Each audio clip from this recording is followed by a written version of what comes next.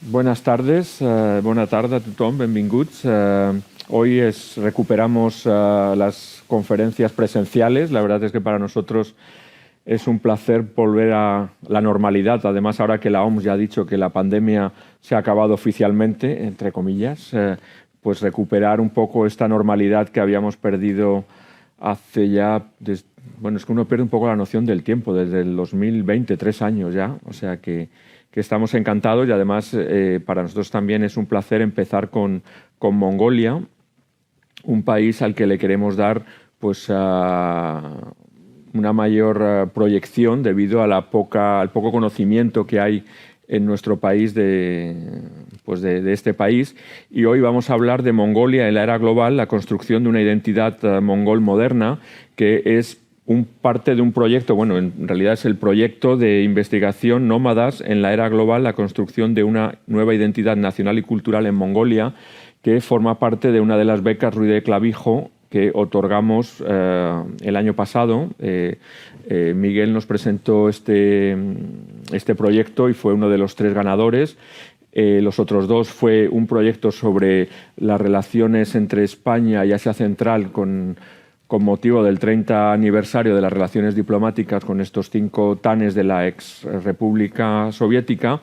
Y el día 20 de junio, también presencial, tendremos la tercera galardonada de estas becas Ruiz de Clavijo, que se titula Conocer para no olvidar, conversaciones con mediadores, traductores e intérpretes sobre Afganistán, que es otro de los países también con el que estamos intentando pues, tener una programación más amplia de lo habitual.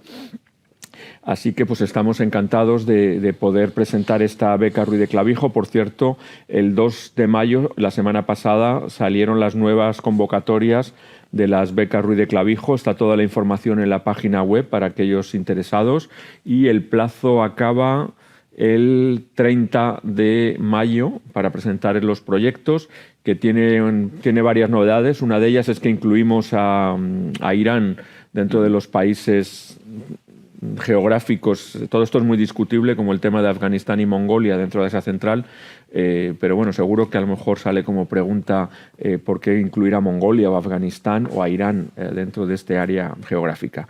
Y ya sin más, porque he dicho que iba a hablar muy poco, pues es un placer tener a Miguel Peiró, que es doctor en Filología y especialista en Antropología Lingüística de Mongolia y los pueblos nómadas de Asia Central. Ha sido profesor de las universidades de Sevilla, Oslo y El Cairo y director del programa de investigación etnolingüística mongol del Observatorio del Tíbet y Asia Central de la Universidad de Barcelona.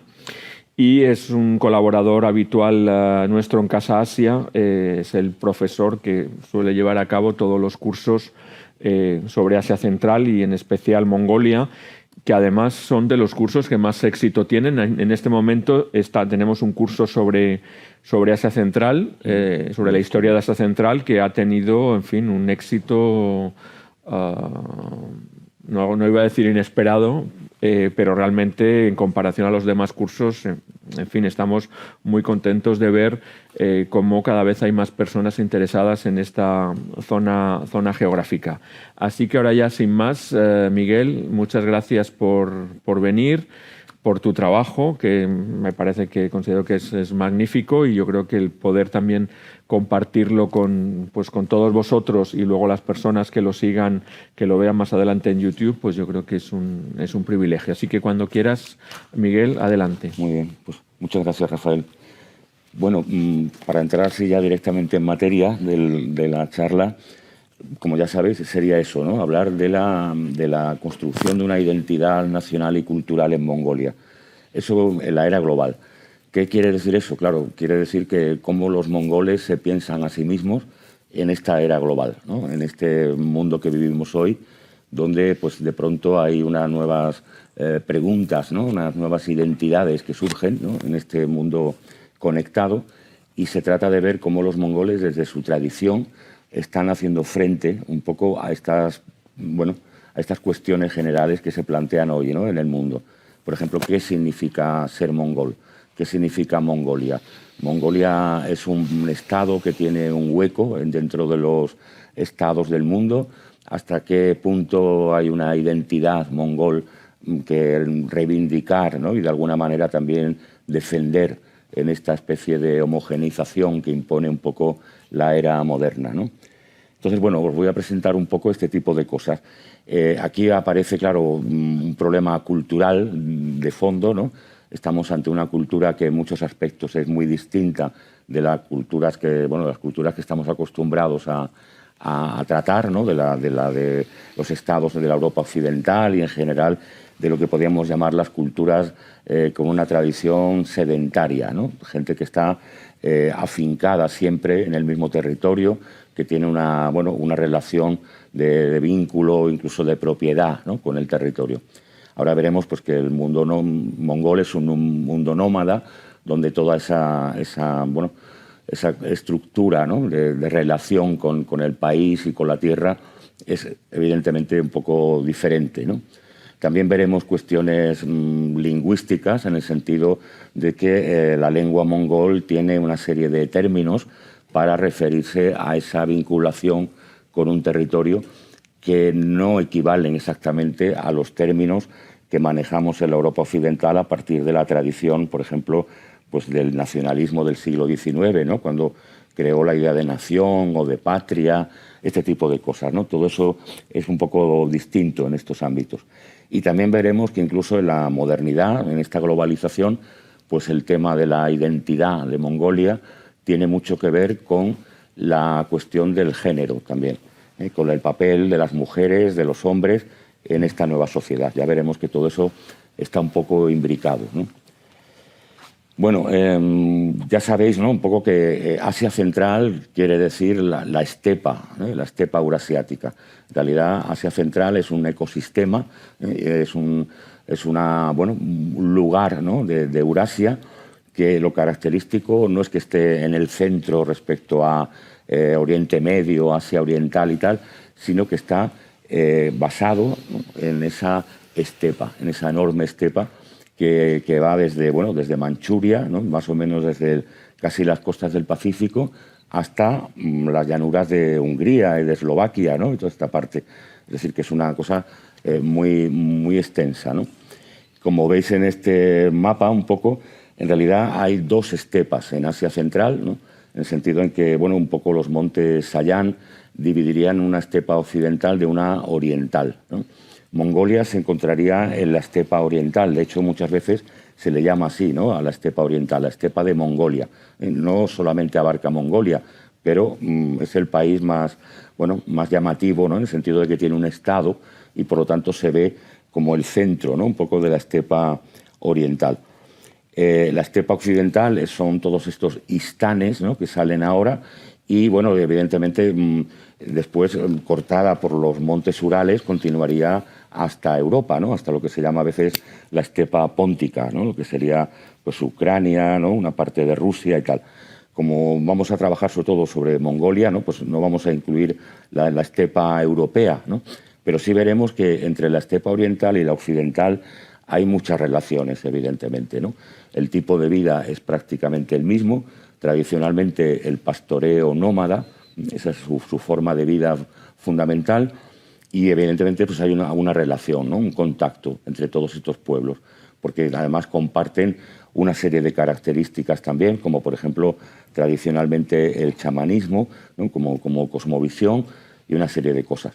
De hecho hay como tres momentos, ¿no? En que las dos estepas se unen en una sola cosa, que son, por un lado el poso, ¿no? La tradición esta que os digo del pastoreo nómada. Después también, de alguna manera, las dos estepas se van a juntar en los proyectos imperiales, ¿no? Fundamentalmente llevados a cabo también por mongoles, como el famoso imperio de Genghis Khan, ¿no? Que va a volver a unificar un poco todo.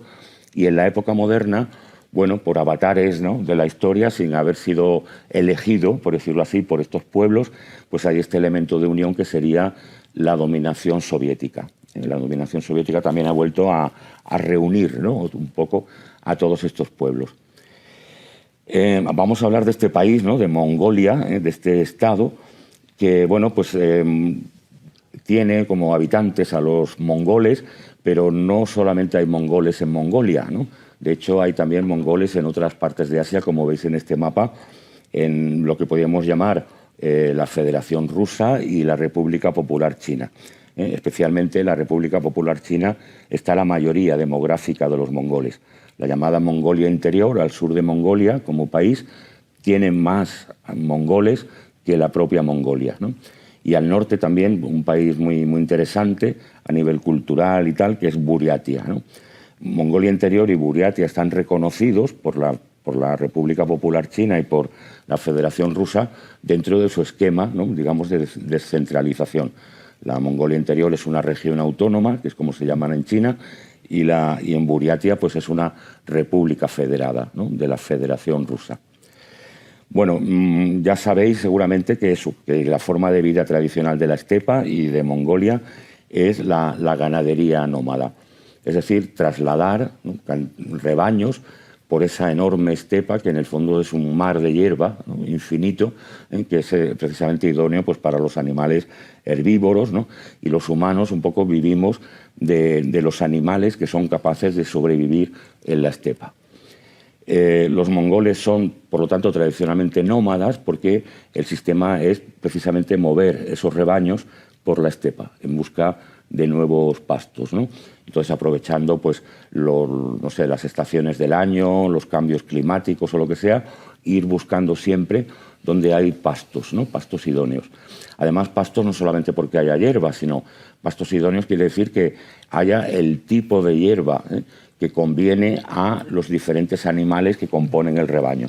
Las cabras quieren un tipo de hierba, las ovejas quieren otro, los caballos otra.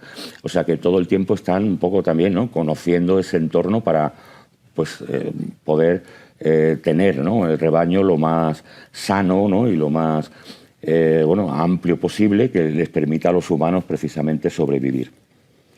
Los mongoles viven en pequeñas comunidades que van llevando un rebaño y bueno, tienen unas relaciones tradicionales de comunidad, ¿no?, de asociación. Estas relaciones se basan sobre todo en la yurta, ¿no? La yurta es la vivienda móvil que se monta y se desmonta muy rápido, ¿no?, y que va acompañando a los nómadas en sus establecimientos provisionales por la estepa. La yurta se encuentra tanto en Mongolia como en los países de Kazajistán, Uzbekistán y tal, como forma de vida tradicional, ¿no? Prácticamente en Mongolia hasta el siglo XX no hay ciudades como tal, no hay asentamientos estables. La mayoría de la población era nómada y vivía en estas cosas. Aquí tenéis, pues, por ejemplo, arriba la yurta típica de Mongolia y abajo pues, las yurtas que suelen ser las normales en la estepa occidental. Son más altas, ¿no? Tienen un sistema un poco distinto para sostener el techo. La yurta es una cosa que a veces desde Occidente imaginamos como una carcasa, ¿no?, algo redondo, que es donde se puede vivir, pero en realidad la yurta tiene toda una estructura interna muy curiosa. Hay unos espacios dentro de la yurta asignados a hombres, a mujeres, a la gente más importante, a la gente menos importante, a la gente más mayor, menos mayor. Todo eso tiene lugares específicos en la yurta, lo que significa que la gente que entra en la yurta sabe su lugar, ¿no?, se sienta, se establece en un lugar. Y eso también marca para la sociedad, ¿no?, pues los estatus, ¿no?, que tiene cada persona. Las yurtas tradicionalmente funcionan como grupos, ¿no?, porque en realidad un rebaño no lo puede llevar una sola familia. Y eso, bueno, aquí veis la palabra ger, ¿no?, que sería la palabra yurta en mongol.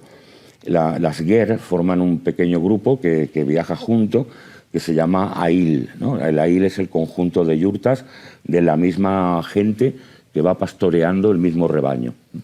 Y después los ail, a su vez, se conectan con otros nómadas que pasan por el horizonte, que van cada uno en su camino con sus animales, pues también hay unas conexiones entre ellos.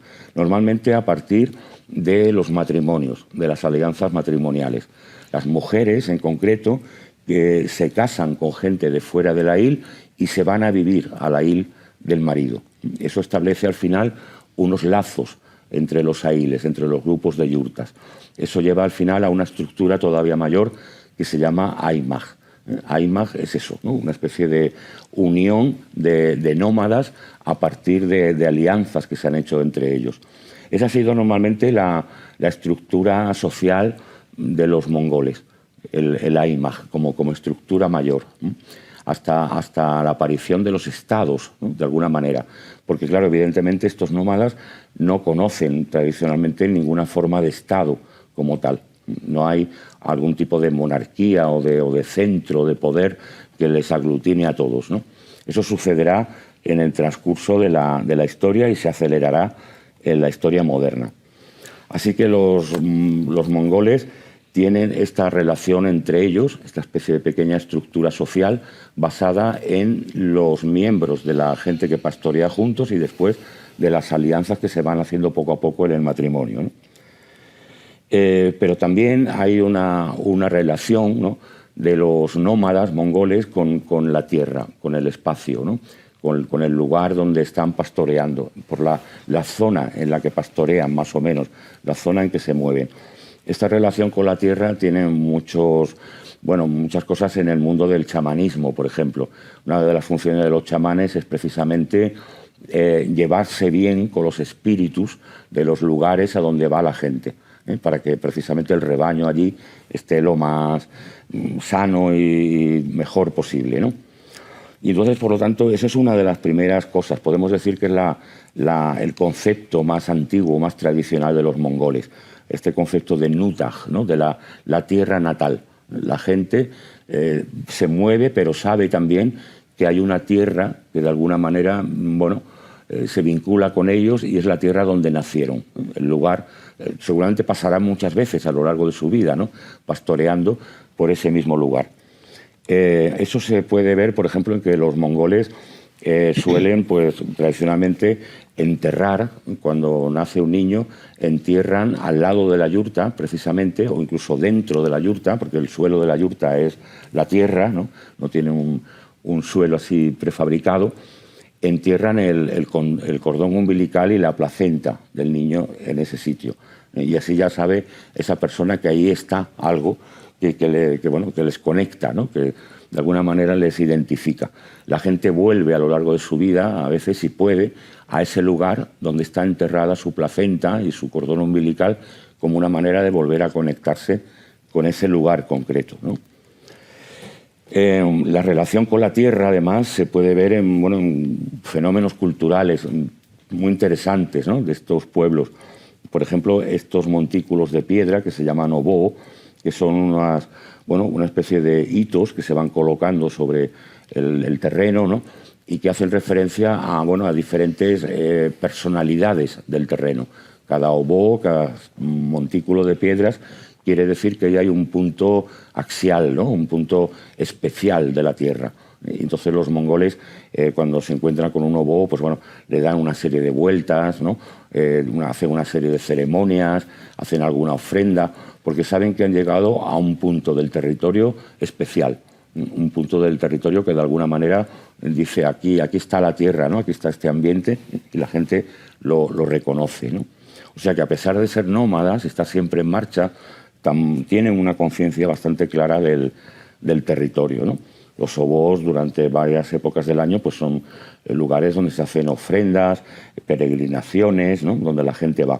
Incluso cuando una persona tiene que marcharse de su país porque tiene que emigrar o lo que sea, pues se lleva una piedra del obó de donde es, ¿no?, para conservarla y así no perder la conexión con el lugar. Y cuando vuelve otra vez a Mongolia, va al obó de donde tomó la piedra y la devuelve, ¿no? En una tradición de Mongolia dice que las piedras lloran 3 años cuando se las saca de su país, y están llorando y al final pues se las devuelve, ¿no? Bueno, este es el modelo de vida tradicional, esta es la forma de los nómadas, ¿no?, de siempre. Pero a lo largo de la historia, por una serie de circunstancias, el contacto con estados sedentarios y otras cosas, en la estepa han surgido también estados, han surgido poderes políticos, ¿no? Los poderes políticos en la estepa se remontan, al siglo VII a.C., ¿no? Tenemos las primeras noticias, los famosos escitas, ¿no?, que aparecen en las crónicas griegas y tal. Eso se ha dado en toda la estepa. En el caso de Mongolia hay un referente fundamental, que es Gengis Khan, ¿no? Gengis Khan, en un momento concreto, en el siglo XIII, monta un estado un estado en principio de nómadas, ¿no? Él hace un llamamiento cuando quiere montar todo aquello a la gente que vive en tiendas de fieltro, dice él, ¿no? Y a partir de ahí se va montando pues una especie de comunidad que parece ser que funciona precisamente con este sistema de los AIMAG, ¿no? De las federaciones, confederaciones de nómadas, pero que llega al final a tener toda una estructura estatal bastante importante, ¿no? Gengis Khan es la referencia fundamental como identidad para los mongoles durante toda su historia, incluso lo sigue siendo hoy.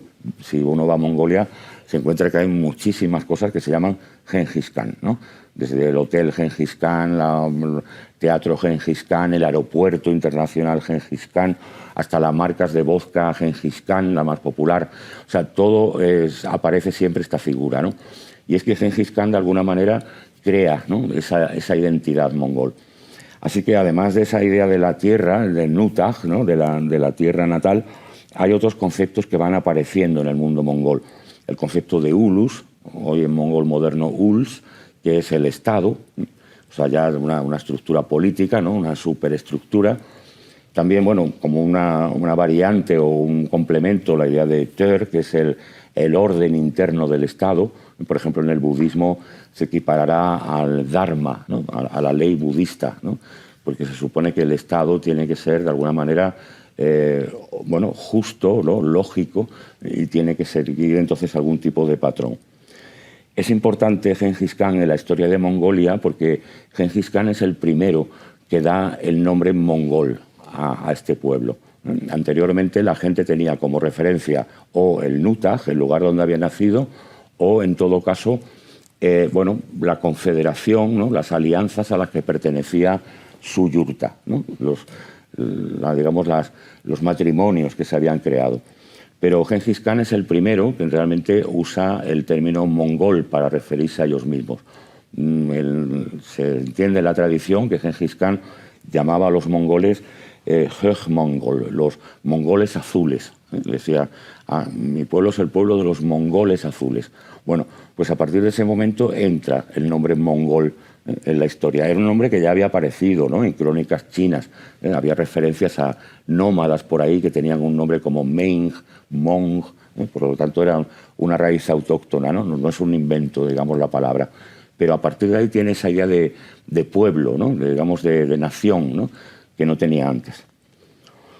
Bueno, como el imperio de Gengis Khan, ¿no? Como veis ahí, pues llegó desde Corea hasta Polonia, ¿no?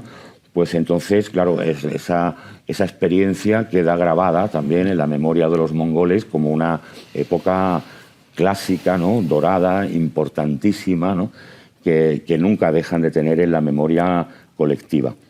De hecho, bueno, ese imperio mongol se creó a comienzos del siglo XIII. A mitad del siglo XIII, ya un heredero de Gengis Khan, este hombre llamado Menke Khan, el Khan eterno, pues ella fue el último gobernante mongol de todo el imperio. Este imperio se empezó a fragmentar rápidamente y a finales del mismo siglo XIII ya estaba completamente fragmentado. O sea, es una experiencia también muy breve, ¿no? Pero el hecho de que sea tan extenso, que haya sido el imperio terrestre más extenso de la historia, en el sentido de sin solución de continuidad, ¿no? Como se dice, pues hace que eso quede ahí grabado de una manera muy importante, ¿no? en la conciencia. De hecho, en la Mongolia moderna hay constantes alusiones a Gengis Khan, a su forma de organizarse, a sus símbolos. Por ejemplo, veis esta cosa, ¿no? Que son como colas de caballo, ¿no? Que se llevan así en un poste, se llaman tug. Eso es una cosa de la época de Gengis Khan, que todavía hoy en Mongolia aparece en los actos oficiales, en los desfiles militares y en todo ese tipo de cosas, ¿no? Cuando un presidente de la Mongolia moderna toma posesión de su cargo, pues lo hace al lado de una estatua de Gengis Khan, para decir que, de alguna manera, yo continúo esta idea de los mongoles como nación, ¿no? Y bueno, en la vida moderna, en las festividades, en las celebraciones, pues es normal ver en Mongolia gente que se viste como si fuera del siglo XIII, ¿no? A caballo y tal, y eso para los mongoles es una identificación nacional muy fuerte. Gengis Khan tiene una familia, ¿no? Tiene diferentes herederos, y para los mongoles tradicionalmente solamente se podía ser gobernante de los mongoles si uno pertenecía a la estirpe de Gengis Khan, si pertenecía al clan de los Borjigin, que era el clan del que era miembro Gengis Khan. Lo que pasa es que luego, con la llegada del budismo, lo cuento así un poco rápido porque me interesaría centrarme más en la época moderna, pues bueno, entra ese tema de la reencarnación, ¿no?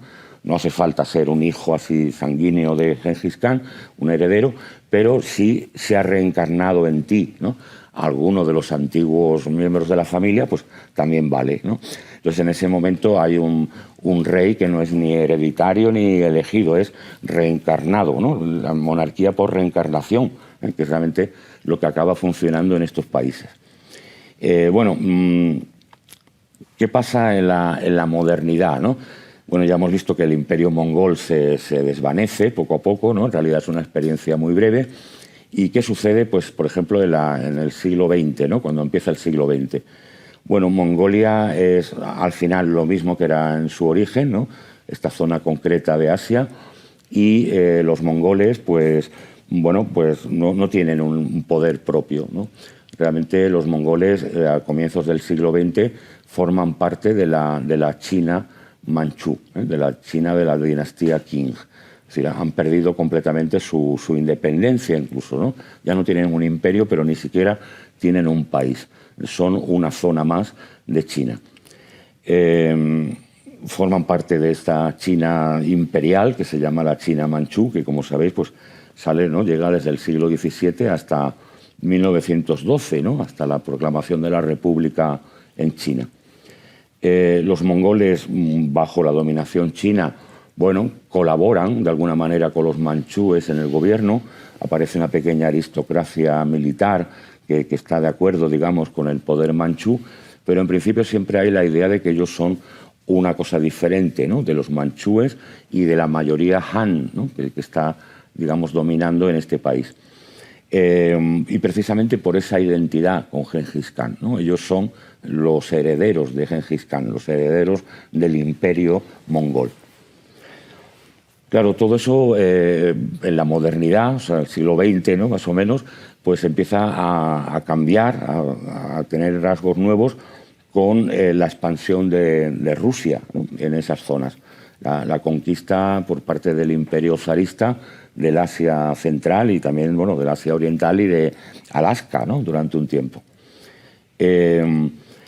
A principios del siglo XX prácticamente pues, hay dos poderes interesados en Mongolia. Uno, la China manchú, que evidentemente es la que gobierna Mongolia, y otro es Rusia. Rusia ha llegado al norte del imperio manchú y empieza a ver si realmente pues, no podría negociar, ¿no?, e incluso pues, apropiarse de algunas zonas que están en manos de este imperio manchú. Un imperio que está bastante en crisis, ¿no?, que tiene dificultades para sobrevivir, que se le ve muy débil militarmente. Pero bueno, de alguna manera Rusia en este tiempo, en el tiempo del último zar, también estaba en bastantes crisis, ¿no? También había tenido bastantes problemas militares.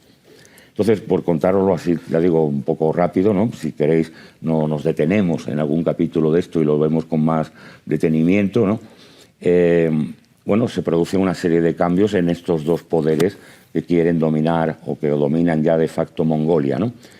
China, que es el primer caso, en 1911 tiene un levantamiento contra la monarquía, ¿no? Se instaura una república, hay una pequeña guerra, ¿no?, civil, y después la república china se instaura ya, y eso hace, bueno, pues que en Mongolia la presencia china desaparezca de pronto, ¿no? Los chinos están tan implicados, ¿no?, en el futuro de su estado que no tienen realmente fuerzas para enviar a Mongolia ni para mantener nada, ¿no?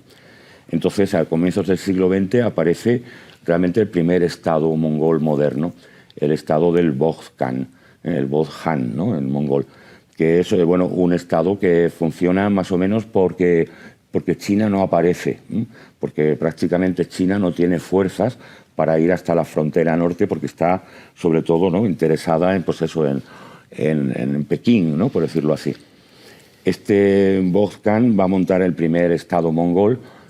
Él es un Damba Hutuktu, o sea, es un cargo budista del budismo que se practica en Mongolia, que es el budismo tibetano, ¿no? el budismo, digamos, de esa tradición, ¿no? También se llama, Vajrayana, ¿no? El que sigue el camino del Vajra, del cetro, ¿no? Pero el problema es que Boz Khan no va a crear realmente una identidad mongol muy fuerte a nivel nacional, porque él, sobre todo, está interesado en el budismo, ¿no? Entonces, Mongolia, para el Estado mongol del Boj, es solamente un país budista, es un hermano del Tíbet, y realmente casi todas las declaraciones políticas de este Estado son de afirmación de su identidad budista y de su amistad y fraternidad con el Tíbet. Eso es lo que les interesa, ¿no?, recalcar. A continuación, ¿no?, después de esto de la revolución en China, pues aparece la revolución rusa, ¿no?, la segunda revolución rusa, en el año 17, y la caída del zarismo, ¿no?, y el comienzo de la guerra civil en Rusia, entre los blancos y los rojos, ¿no?, como se decía. Entonces, por avatares de esta guerra civil rusa, primero entran los rusos blancos en Mongolia a crear una especie de tutela, ¿no?, sobre el Boz Khan, y después entran las tropas del Ejército Rojo, ¿no?, para echar a esos rusos blancos, y se quedan en Mongolia. Y poco a poco pues instauran una república, ¿no? El Boz Khan en principio era ya la autoridad, ¿no?, pero como se había de reencarnar en un nuevo sucesor, bueno, pues pasa una cosa, ¿no? El Boz Khan, una vez que los soviéticos están allí, pues se empieza a poner enfermo, se siente malísimo y se muere rápidamente, ¿no? La gente piensa que lo han envenenado o algo así, porque es muy rápida, ¿no?, la enfermedad del Boz Khan y su muerte. Y a las autoridades soviéticas dicen, bueno, vamos a buscar la siguiente reencarnación, ¿no? Y deciden que no hay, no la encuentran. Dicen, hemos buscado por toda Mongolia y no hay ningún niño que sea el futuro Boz Khan. Por lo tanto, abolimos la monarquía, ¿no?, porque no hay, está vacante la plaza, ¿no? Y así que instauramos la república, ¿no?, directamente. Entonces, así, durante el siglo XX se crea la República Popular de Mongolia, ¿no?, un país que es formalmente independiente, no como el Kazajistán o Uzbekistán, pero que de facto es un estado títere, ¿no?, como se diría, de la Unión Soviética en realidad, ¿no? Todo lo que pasa en la Unión Soviética pasa automáticamente en Mongolia. Hay una etapa leninista de Mongolia, una etapa stalinista y todo, un giro a la izquierda. O sea, lo que pasaba exactamente igual que pasaba en la Rusia soviética, pasaba en Mongolia, ¿no? Hay, por decirlo así, un Lenin mongol y un Stalin mongol. Cuando va cambiando la línea política de Moscú, va cambiando también la línea política de Ulan Bator al mismo paso, exactamente. Hay también purgas del Partido Comunista en un momento determinado por acusarlos de izquierdismo, todo, exactamente igual que pasaba con los procesos de Moscú. Hay unos procesos de Ulan Bator paralelos totales. Y bueno, aquí empieza pues realmente la primera experiencia, ¿no?, en la modernidad de Mongolia. La modernidad de Mongolia está vinculada a la experiencia soviética. Eso va a dejar muchas marcas en Mongolia, porque es la primera vez que los mongoles viven en un estado que tiene una estructura, digamos, moderna, y los símbolos, ¿no?, del socialismo que son oficiales. Entonces, bueno, durante todo el siglo XX Mongolia vive como un país socialista más, y se crea todo lo mismo que se crea en otras repúblicas o en otros países de Asia Central. La presencia rusa es total, ¿no? Y además, sobre todo a partir de, aquí tenéis en la parte central, ¿no?, este señor, el mariscal Choibalsan, que sería un poco el Stalin mongol, ¿no? Pues este hombre realmente va adaptando, ¿no?, fielmente la política soviética a Mongolia. Todo el tiempo rodeado, como ves en esa foto, de asesores soviéticos, ¿no?, que le van pues un poco llevando, ¿no?, y corrigiendo los errores. En ese siglo XX hay una serie de cambios organizados, planificados desde la estructura de poder, que son pues muy importantes para Mongolia, ¿no? Por ejemplo, pues se va a obligar a la gente a cambiar su forma de escribir. La antigua escritura mongol, que era una escritura vertical que procedía de la escritura uigur, y a su vez de la escritura, bueno, sogdiana, etcétera, hasta llegar a la escritura armenia, de donde tiene su origen. O sea, es una escritura semítica, ¿no? Esta va a ser, bueno, prohibida realmente y cambiada por la escritura cirílica, por la escritura rusa.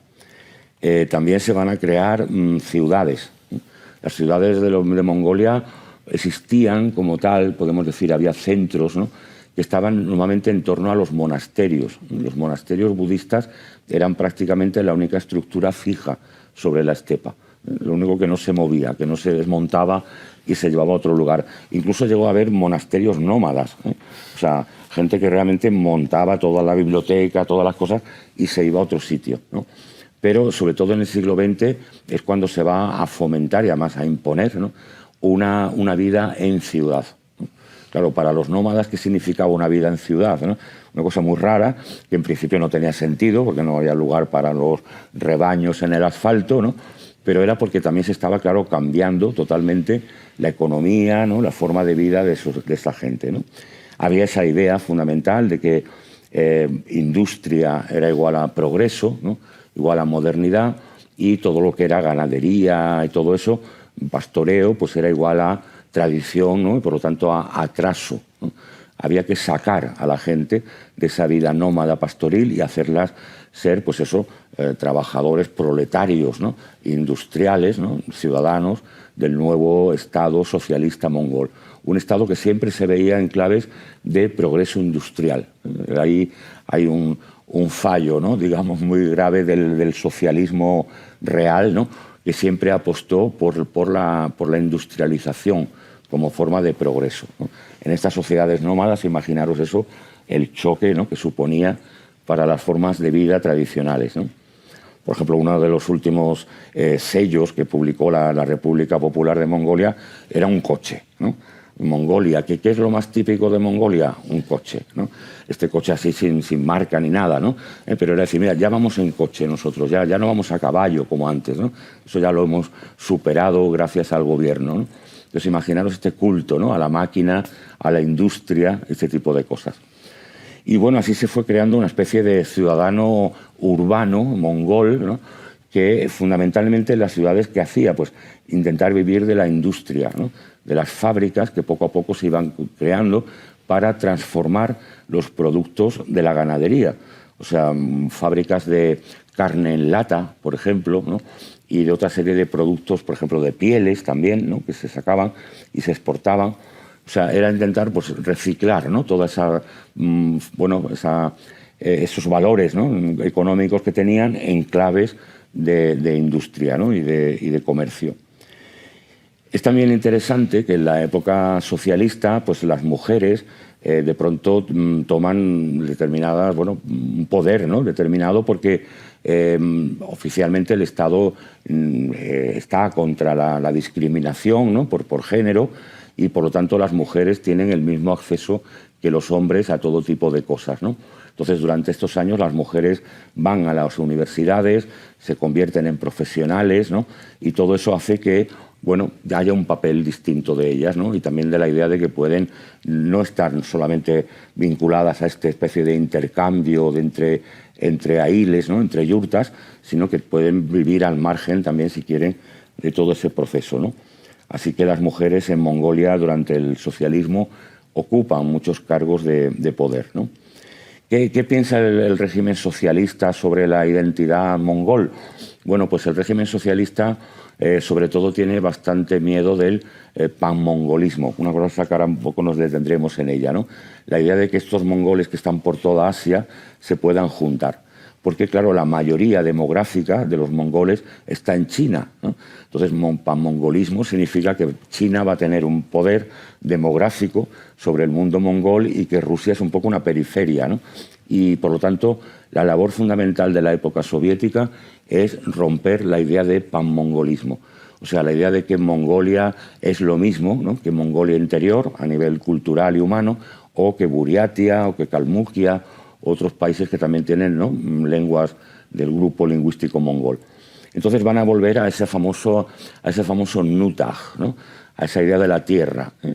tenemos que querer a la tierra de Mongolia nada más, no a Gengis Khan ni a todo esto, a este Ulus, ¿no? A este estado mongol que se iba creando.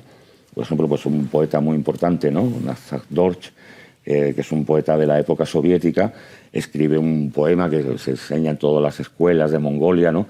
Mi Ninutag, mi patria natal, mi tierra natal. Es un cántico, pero es un cántico a las montañas, a los ríos, no sé, el horizonte, ¿no? A la neblina de la mañana, para nada, por supuesto, a la historia de los mongoles, en el sentido que la historia saca inmediatamente a Gengis Khan y esta idea de un ulus mongol, y además un ulus para mongol, o sea, que abarca a todos los pueblos que más o menos se identifican con el mundo mongol, ¿no? Bueno, en la época soviética se crea un nuevo término que es la nacionalidad, ¿no? ¿Qué son los mongoles? Pues los que tienen la nacionalidad mongol. ¿Pertenecen a alguna tradición? Bueno, puede ser de cualquier lugar del mundo, ¿no? Puede ser una gente que haya venido de Rusia, que vive allí. Si tiene la nacionalidad, si tiene el Lundesten, son mongoles. Intentan crear una especie de conciencia mongol completamente burocrática, podemos decir así, ¿no? La pertenencia a un Estado nada más. Bueno, todo esto, pues claro, se viene abajo, ¿no? A finales del siglo XX, más o menos, ¿no? A partir de los 89, 90, 91, con la caída de estos sistemas, ¿no? Políticos. En Mongolia también, automáticamente Mongolia sigue a la Unión Soviética hasta en la forma en que acaba, ¿no? El régimen.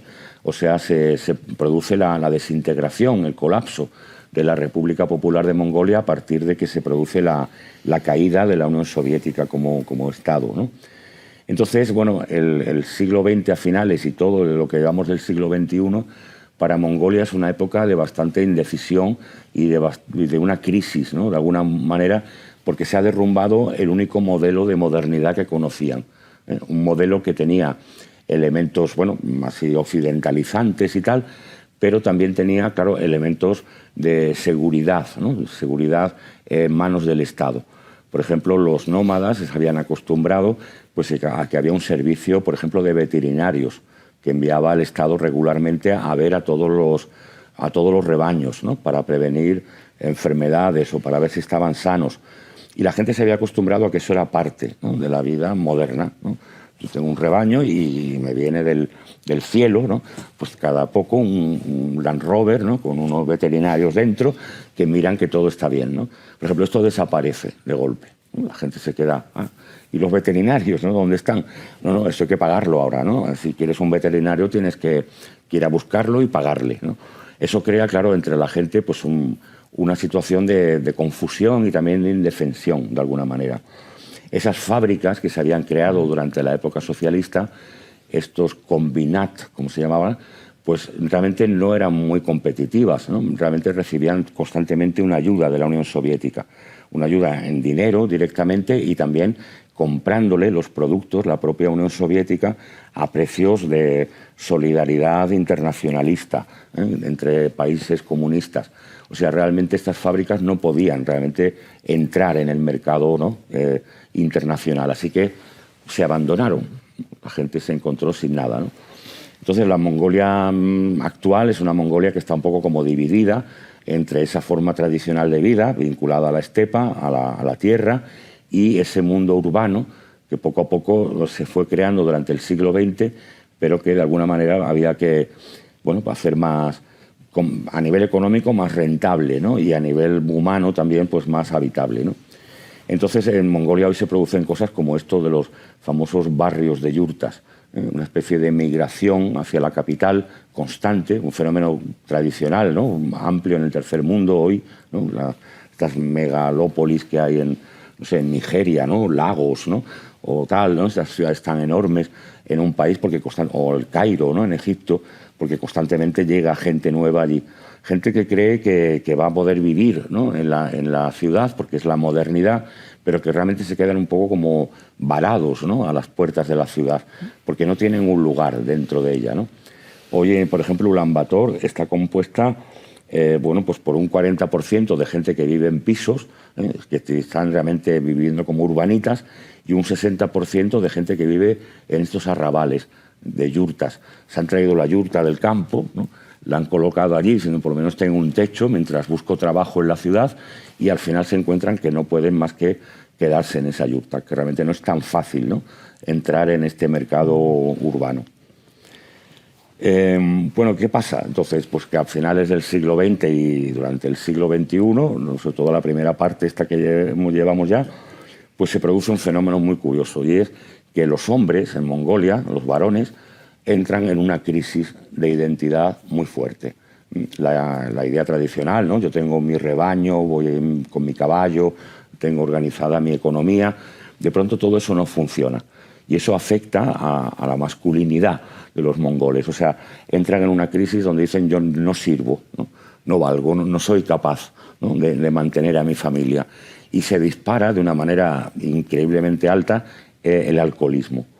En Mongolia hoy el alcoholismo entre los varones es realmente un problema político, un problema nacional. La mayoría de los varones deciden, bueno, salir, ¿no?, del atolladero con una salida individual, ¿no?, que es beber vodka, porque ellos ya tenían su alcohol tradicional, que era la leche fermentada y tal, pero no se bebía de esta manera tan solitaria y tan ansiosa, ¿no?, como se ve al estilo occidental, ¿no?, digamos, de emborracharse. Esto es un fenómeno realmente moderno, total, ¿eh? Entonces, ¿qué sucede? Bueno, pues que las mujeres, ¿no?, de Mongolia pues deciden salir adelante, ¿no? Realmente la situación es que hay una confusión total, que no se sabe dónde se encuentra trabajo, los rebaños nadie los atiende, y entonces, bueno, para los hombres eso significa esconder la cabeza debajo del ala, ¿no? Y para las mujeres es vamos a ver cómo salimos adelante, ¿no? Y entonces las mujeres que ya en Mongolia habían tenido un papel importante en la época socialista, pues ahora también toman las riendas de las cosas. Así que las mujeres en Mongolia hoy están, bueno, tomando la iniciativa para salir, ¿no?, de la crisis y poder recuperar, digamos, un nivel de vida aceptable, ¿no? Entonces hoy la mayoría de las familias de Mongolia son familias monoparentales, ¿no? Son hijos que están con una mujer, con la madre, ¿no? El padre ha desaparecido. El padre está, pues, no se sabe, ¿no?, desaparecido en combate, ¿no?, desaparecido en el vodka. O sea, no está, ¿eh? Eso es un fenómeno que, ya digo, no es anecdótico, es mayoritario. O sea, es una cosa que llama la atención como fenómeno sociológico, ¿no? Y claro, entonces, bueno, ya no está la época soviética, Gengis Khan estaba un poco como prohibido, ¿no?, en la época soviética, pues ahora las identidades nuevas de Mongolia, bueno, somos mongoles y eso qué significa, somos mongoles y qué podemos hacer juntos, ¿no?, para salir de esta crisis, pues vuelve, claro, la figura de Gengis Khan, ¿no? Entonces ahora, bueno, aquí veis una pintada, ¿no?, un mural en Ulan Bator, ¿no?, que vuelve a aludir a estos temas del siglo XIII y tal, porque se recupera esta especie de identidad. Pero claro, Gengis Khan, ¿qué es, no?, un jefe militar. ¿Qué hay que hacer entonces? ¿Montar el imperio de Gengis Khan otra vez? Además, eso no tiene sentido, ¿no?, porque está ahí China y Rusia y tal, y no habría lugar, ¿no? Entonces, bueno, pues aparecen diferentes bueno, identidades o proyectos de identidad modernos hoy en Mongolia. El primero, más tradicional, es el famoso panmongolismo. Se había prohibido durante la época soviética, tanto en la Unión Soviética como en Mongolia, y ahora se recupera. Todos estos países que hablan mongol, que están más o menos reconocidos, ¿no?, por los dos grandes bloques, pues podrían unirse, ¿no?, culturalmente y ayudarse entre sí y, ¿no?, pues, progresar juntos. Este panmongolismo, además, lo habían fomentado en algún momento durante el siglo XX algunas potencias. Por ejemplo, cuando Japón invadió el continente asiático, ¿no?, y cuando invadió China, pues intentó crear un estado títere mongol, igual que había creado un estado títere manchú, ¿no? Entonces había el Manchukuo, ¿no?, la Manchuria japonesa, y también aparece un Mengukuo en japonés, la Mongolia japonesa, ¿no? Entonces los japoneses sí hicieron mucha propaganda del panmongolismo. Es decir, vamos a que todos los mongoles se unan y Japón les defenderá, y Japón estará siempre con los mongoles de Asia. Claro, cuando acaba la guerra mundial y todo eso, pues todo eso no tiene sentido, ¿no? Pero eso, por ejemplo, sirvió para prohibir más todavía el panmongolismo en Mongolia, porque se decía que ser panmongolista era ser amigo de Japón. Y en ese mundo de buenos y malos y de criminales del pensamiento, ¿no?, de la época soviética, en la Europa, en la Rusia europea, ¿no?, todo disidente era agente de Hitler, ¿no?, agente del fascismo, pues en esta zona del mundo era agente de Japón. Entonces mucha gente pues fue al paredón directamente, se les fusiló por ser panmongolistas, por haber declarado que se consideraban defensores de esta tesis, ¿no?, acusándolos, ¿no?, de ser mongoles y ser muy mongoles, sino de ser agentes de Japón. Nos quedan unos pocos minutos. Sí, vale, pues ya voy acabando rápido. La otra línea, ¿no?, que hay en esta identidad mongol moderna es lo que se llama el Halja-centrismo. Los Halja son una de las culturas, una de las variantes del mundo mongol en la República de Mongolia. En Mongolia no todo el mundo habla la misma lengua, no todo el mundo pertenece al mismo ambiente cultural, sino que hay diferentes cosas dentro. Hay varias hablas mongolas, podemos decir lenguas mongolas, ¿no?, dentro de Mongolia, y incluso hay pueblos túrquicos, ¿no?, como los tubanos o los kazajos, que también viven dentro de Mongolia. Entonces, esta parte que ves en color amarillo sería la parte donde están los llamados Halja, ¿no?, los hablantes de esta variante lingüística del mongol. Y son la zona más grande de Mongolia y además incluye la capital. Bueno, pues en este Halja, este mundo Halja, la idea es que ellos son los auténticos mongoles. Que los demás, los calmucos y los de Mongolia interior y tal, esos no son verdaderos mongoles. Hay una especie de pureza, ¿no?, mongol, que la representan ellos.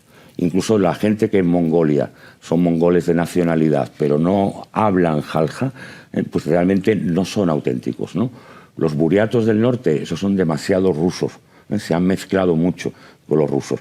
Los mongoles de la Mongolia interior, pues son demasiado chinos, se han mezclado. Incluso aparecen discursos de tipo genetista, ¿no?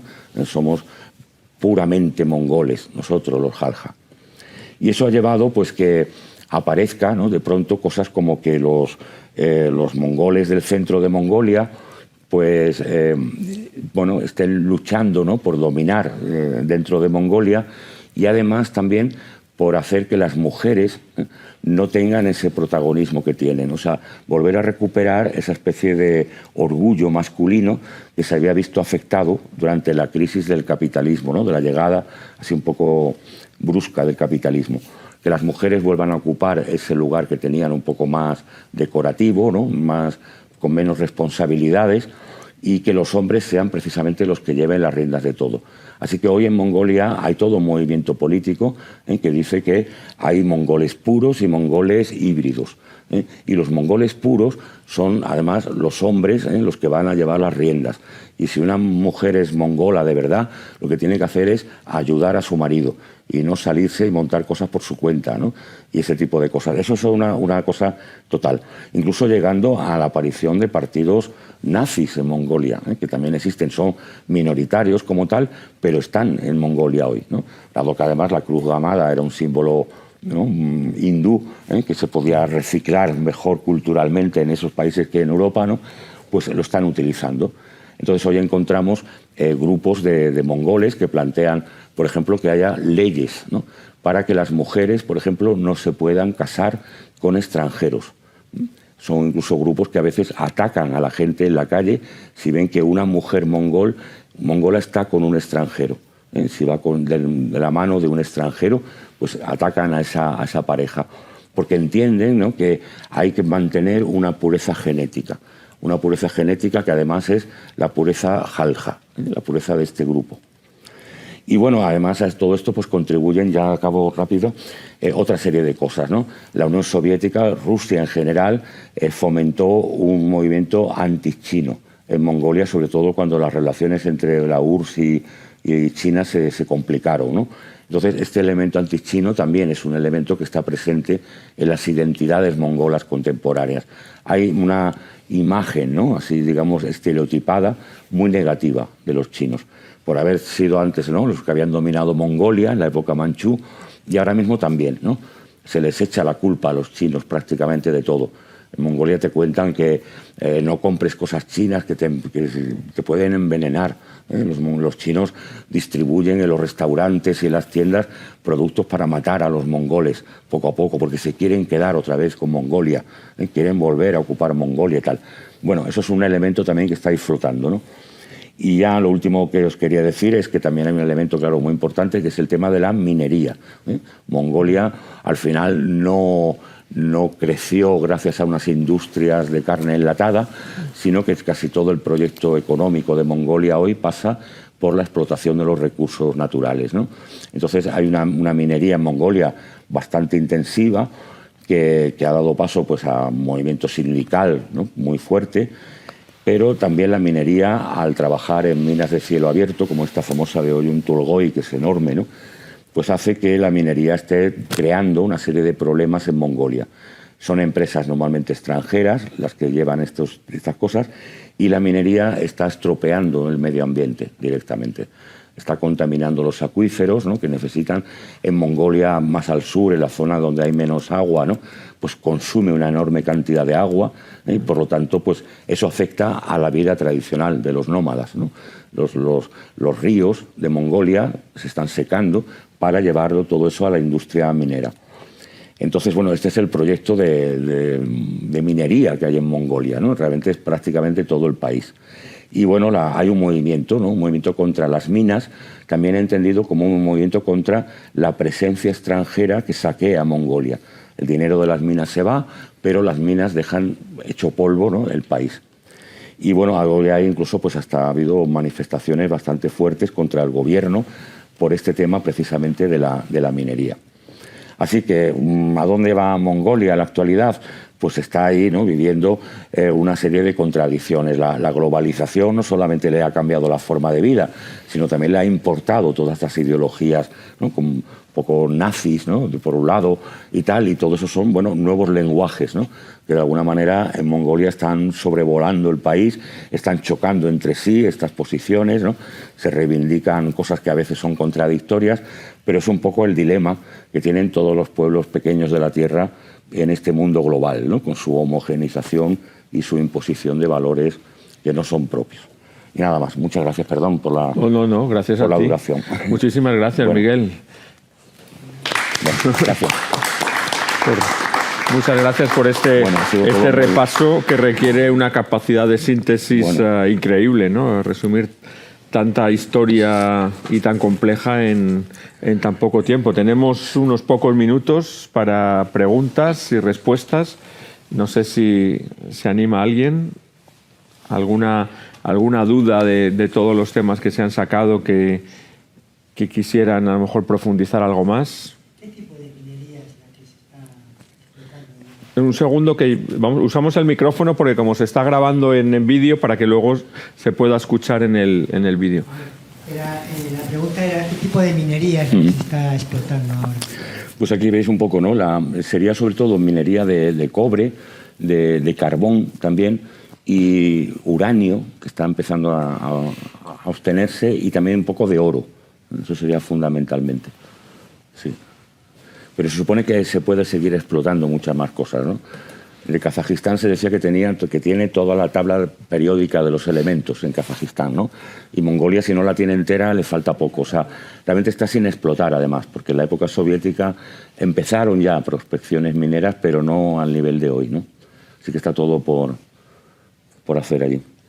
A veces tener recursos es una maldición. Claro. Tenemos muchos ejemplos de países con petróleo que son pobres, en fin, o claro, minerales, en fin.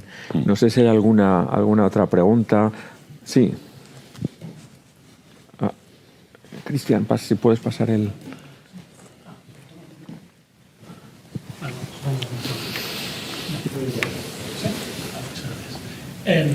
Un aspecto que yo creo bastante relevante en la identidad de cualquier país o de cualquier grupo es tanto la producción como el consumo cultural. Cultural en el sentido no tanto folclórico, sino cultural masivo dentro de una región. No sé si Mongolia ha tenido a lo largo de la historia esta que nos has podido contar algún episodio en el que esta producción cultural se haya visto mermada por los diferentes estados que han intentado apoderarse de la región, o al revés, o potenciada precisamente para en las épocas en las que se incentivaba la identidad mongola, el incentivar producción cultural propia mongola para reforzar esta identidad. Y por otro lado, actualmente, como decimos, parte de una globalización también es la facilidad que uno tiene para acercarse a culturas diferentes, y la situación de Mongolia además es, en algunos sentidos, como lo de los recursos, pues no tan privilegiada a lo mejor, pero privilegiada en el sentido de que están en un punto en el que tienen muchas influencias o están en el cruce de muchas culturas muy potentes, con una gran influencia, ¿no? Muy potentes influencialmente.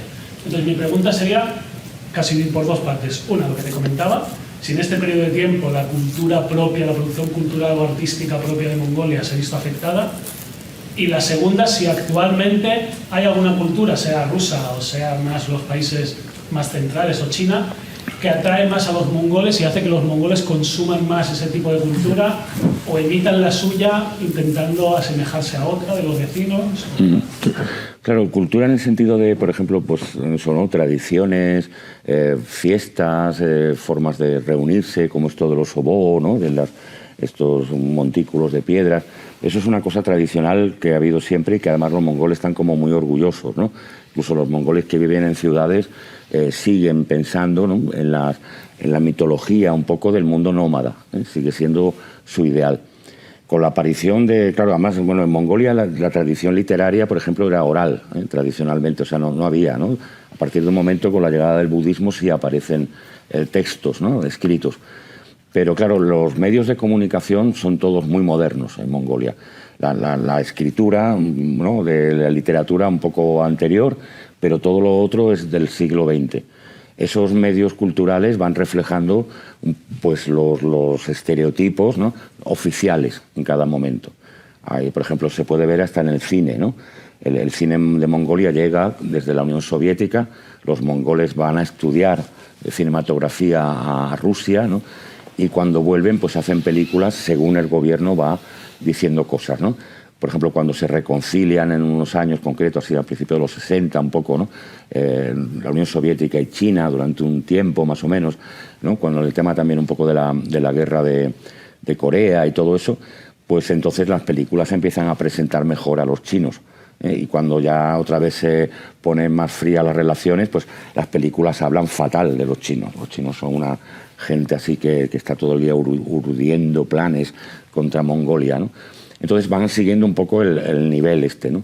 En la actualidad, en principio, bueno, no hay esa obediencia, ¿no? a poderes extranjeros, y en principio Mongolia se plantea como una referencia propia, ¿eh? No hay una fascinación actualmente ni con la Federación Rusa ni con China.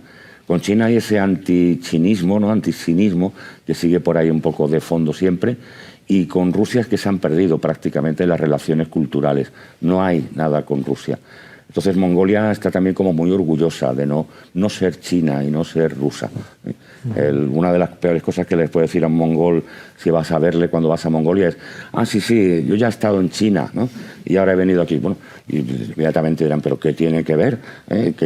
Yo qué sé con lo que hacen en China. No tengo nada que ver con esa gente, ¿no?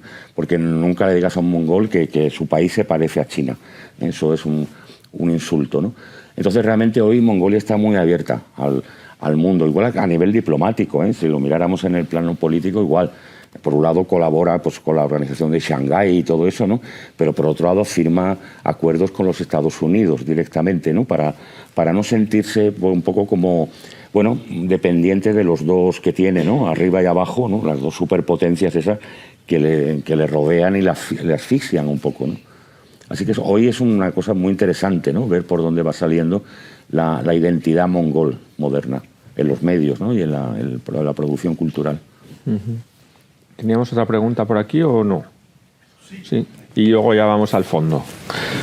Sí, Simplemente era el hecho de recordar un poco si habían venido de pueblos nómadas ganaderos. Entiendo que en la actualidad todo lo que es ganadería de ese estilo ha desaparecido por completo en todo lo que es Mongolia y estepa. No, bueno, hoy se supone que hay un 40% de los mongoles de la República de Mongolia siguen todavía en la ganadería nómada, con dificultades porque ya la tierra no se puede recorrer entera, hay zonas de minas, por ejemplo, que está, ¿no?, cerrado el paso, el gobierno ha intentado privatizar también las tierras, venderlas, y entonces eso pues ha provocado que ahora de pronto haya vallas, ¿no?, en la estepa, ¿no?, como decían, ponerle puertas al campo, pues le han puesto puertas a la estepa, ¿no? Entonces eso hace que hoy haya más dificultades, pero todavía un 40% de la población de Mongolia vive de la ganadería nómada. El otro 60%, de ese 60, solamente la mitad, o sea, 30, vive realmente en ciudades y está adaptada a la vida en ciudad. El otro 30 son estos arrabales de yurtas, esta especie de favelas, ¿no?, por decirlo así, que se van creando en torno a las ciudades. Así que hay un 40 que son ganaderos, un 30 urbanitas, ¿no?, y otro 30 de transición, ¿no?, de la estepa a la ciudad, pero una transición bastante difícil, la verdad. Sí. Bueno, ya que está el micrófono al lado, luego ya vamos para el fondo. Lo dejamos casi para la última pregunta, si no hubiese más. Ahora en Mongolia el alfabeto que se utiliza solamente en el colegio para niños pequeños es solamente el mongol, continúa el cirílico. Pues hoy en Mongolia la mayoría de la gente escribe en cirílico y los periódicos, la mayoría, están en cirílico. Pero el gobierno de Mongolia ha intentado recuperar su alfabeto tradicional. Entonces lo ha empezado a poner otra vez en las escuelas. Por ejemplo, los niños pequeños aprenden primero el alfabeto tradicional y después, más tarde, unos años después, aprenden el cirílico. Así que es muy curioso porque las pintadas por la calle, si las hacen los niños, las hacen en alfabeto tradicional. Se puede también por la altura de la pintada, ¿no?, que está muy al lado del suelo, pero están siempre en alfabeto tradicional. Pero la idea es que ese alfabeto acabara siendo otra vez el alfabeto de Mongolia, pero tiene muchas dificultades también. El hecho de ser vertical, ser prácticamente uno de los pocos alfabetos hoy, ¿no?, verticales, hace que tenga problemas para el mundo digital, por ejemplo, ¿no?, para los ordenadores, los buscadores de texto. En vertical es una cosa un poco complicada, ¿no? Entonces, bueno, es un proyecto del Estado mongol moderno, pero todavía el alfabeto cirílico va a seguir, porque la gente se ha acostumbrado ya a él, ¿no? Durante mucho tiempo ya lo usan automáticamente. Esto de las pintadas me ha recordado a la revolución cultural en China, donde también, en función de la pintada, de la altura en la que se hacían, podían saber si eran niños, si eran luego los padres, y así los iban persiguiendo en las pintadas que hacían contra la propia revolución cultural. O sea que hay que tener cuidado cuando uno hace pintadas, porque hay muchos rasgos que pueden definir a uno. Ahora sí podemos ir al fondo. Me ha encantado la conferencia, muchísimas gracias. Y era para saber la extensión de Mongolia y cuántos habitantes debe tener, porque yo pensaba que Mongolia deben estar muy separados. Muy separados, ¿no? ¿O no? Sí, bueno, Mongolia de lado a lado, ¿no?, llegaría como desde París hasta Moscú, más o menos. No sé ahora mismo cuántos exactamente el número, ¿no?, pero tiene más o menos esa extensión, más o menos. Y habitantes tiene actualmente 3.300.000. O sea, se supone que es el estado con menos densidad de población del mundo. Se ha dicho así. O sea, realmente hay muy poca gente, ¿no? En Ulan Bator está la mitad de la población de Mongolia. Esos tres, o sea, hay 1.500.000, ¿no?, que viven en Ulan Bator, solamente en esa ciudad. En chabolas, o sea, en yurtas de estas, ¿no?, sedentarizadas, o en bloques de pisos. Entonces, imaginar todavía, ¿no?, el resto del país tiene todavía muchísima menos gente, ¿no?, por provincia. Sí. Bueno, el turismo es una cosa que está saliendo ahora. O sea, el turismo es como, después de la minería, el segundo recurso, ¿no?, que se intenta explotar en Mongolia. El turismo también tiene un efecto sobre la identidad de los mongoles, porque Mongolia vende un turismo de naturalista, ¿no?, de estepa virgen, ¿no?, de estepa salvaje, y también un turismo para New Age, ¿no? De estos del chamanismo, la espiritualidad auténtica de la estepa, y todo eso, claro, de vuelta a los mongoles les está afectando también, ¿no? Por ejemplo, los chamanes que son más New Age, ¿no? Los que saben explicar y se pueden en inglés mejor, ¿no? A los turistas las cosas pues ganan mucho más. El chamán que sigue con su forma tradicional de vida no encaja para el turista, porque el turista siempre espera una especie de maestro, ¿no? Una cosa así. Cuando ven un señor allí en pleno éxtasis raro, así un poco como un estado alterado de conciencia, ¿no? Una especie de, pues, este no es tan simpático, ¿no? Este le da miedo un poco y todo, ¿no? Entonces, claro, se está llevando culturalmente también un poco, ¿no? Hacia lo que se vende, claro. Porque la diferencia de tocar, ¿no? Con el mundo del turismo o no, es que te cambia la vida completamente, ¿no? Es un nivel mucho más alto. Entonces, pero el turismo también es una cosa que ahora en Mongolia se intenta... La pandemia, ¿no? Cortó todo eso, pero hay grandes planes. Bueno. Bueno, ya para terminar, me ha gustado mucho lo que has comentado de la importancia de las piedras en estos obor, ¿no? Y es muy bonito, ¿no? Esta tradición de que cuando te la llevas son 3 años de duelo casi, porque me ha recordado un poco a la tradición persa, que también en Afganistán, de las piedras, lo que llaman la piedra de la paciencia, ¿no? Que usan las piedras para reflejar ahí todos tus problemas e intentar pues un poco evadirse de ellos traspasándolos a una piedra. Entonces me ha parecido muy, muy interesante, ¿no?